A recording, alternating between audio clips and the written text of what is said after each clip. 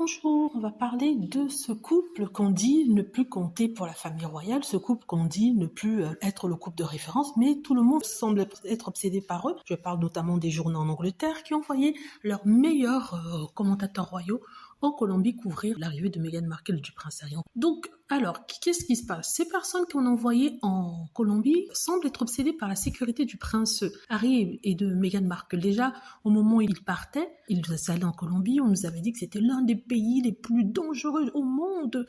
Mon Dieu, tous ces touristes qui vont là-bas tous les jours, on parle de millions et même des Américains qui sont installés. Qu'est-ce qu'ils font? Mais qu'est-ce qu'ils font? Qu'est-ce qui leur arrive? Ils doivent tous avoir eu des problèmes. Et pour Sophie Wessex qui est allée en 2023, elle est rentrée vivante. Mais comment ça se fait? Pourtant, c'est l'un des pays les plus dangereux au monde. Le fait est que ces personnes, non contentes de dire de la négativité sur la Colombie, n'est-ce pas, se permettent en plus de demander qui assure la sécurité de Harry et Meghan, qui paye la sécurité. On se demande si ça les concerne, ça les regarde. Qu'est-ce que ça a à voir avec eux? Ce qui est sûr, c'est que ce n'est pas le roi Charles qui préfère jeter son fils au loup et sa belle-fille au loup et ses petits-enfants au loup que d'avoir à payer la sécurité de son fils, celui qui est né prince et qui n'a pas choisi de l'être. Mais par contre, il va payer la sécurité de son frère qui a été démasqué comme étant pédo, ou alors étant le proche ami d'un pédophile, la pire des espèces.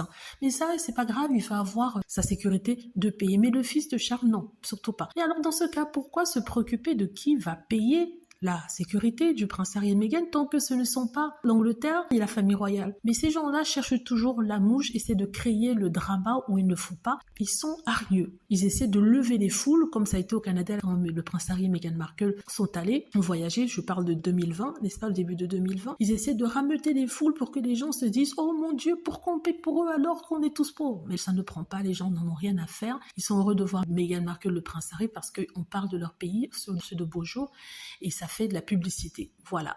Donc voilà, je voulais dire ça. Dites-moi ce que vous en pensez. J'espère que vous avez aimé la vidéo. N'hésitez pas à cliquer sur like si c'est le cas, à vous abonner pour plus de vidéos et à cliquer sur la petite cloche afin d'être averti lorsque je poste une nouvelle vidéo. Merci.